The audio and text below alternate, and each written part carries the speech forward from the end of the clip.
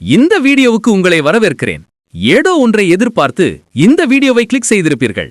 நீங்கள் எதிர்பார்த்தது கிடையாது என்பதை வீடியோ முழுவதுமாக பார்த்துவிட்டு முடிவு செய்யுங்கள். பாதியில் சென்றுவிட வேண்டாம். 11வது தலைப்பு, வில்வம் எவ்வாறு நம் வாழ்வில் உதவுகிறது. பித்தம் தீர்க்கும் வில்வம். சித்த மருத்துவத்தில் பித்தத்தை தணிக்கும் மிக முக்கிய மூலிகை வில்வம். பல்லாயிரம் ஆண்டுகளாக தமிழ் மண்ணில் இருந்து வரும் அரிய மரங்களில் ஒன்று வில்வம். பித்தத்துக்கு அருமருந்து. பண்டைய நாட்களில் பழங்களின் ராஜா என போற்றப்பட்டதும் வில்வப்பழம்தான். வில்வ மரத்தின் இலை, பட்டை, பழம், வேர் அனைத்துமே மருத்துவ குணமுடையது. வில்வம், மகாவில்வம் என 2 வகை உண்டு. பெரும்பாலும் மருத்துவத்துக்கு வில்வமே பயன்படுகிறது. சர்க்கரை நோய், பேதி, பித்த கிறுகிறுப்பு, தலை சுற்றல், ஒவ்வாமை, அஜீரணம், வயிற்று உப்புசம் என பல நோய்களுக்கும் வில்வம் மிகச்சிறந்த மருந்து.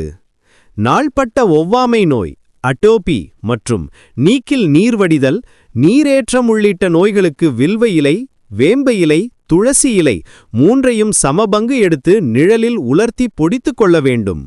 இதில் அரை ஸ்பூன் அளவுக்கு காலை மாலை சாப்பிட்டு வந்தால் படிப்படியாய் நீரேற்றம் குறையும்.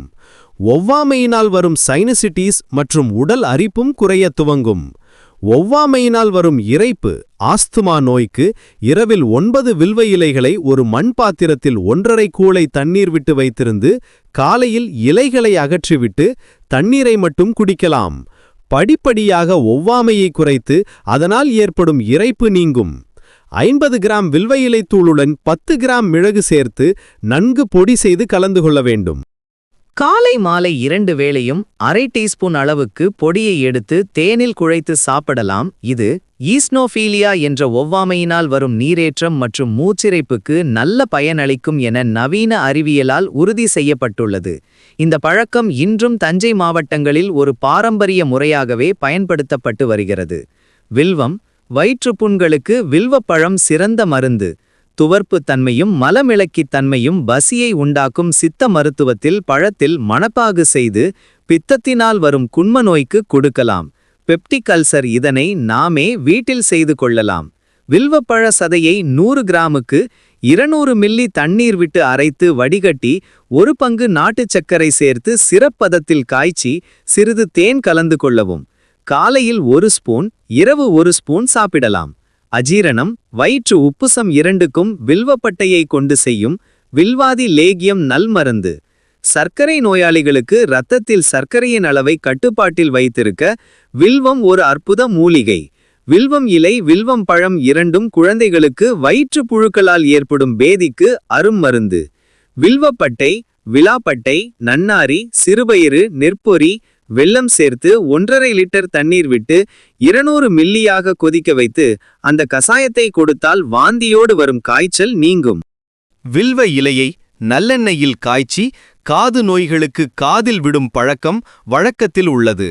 இன்று பெருகி வரும் தொற்றாத வாழ்வியல் நோய்கள், உளவியல் நோய்கள் 10இல் 3 நபருக்கு வருவதாக மருத்துவ புள்ளி விவரங்கள் தெரிவிக்கின்றன.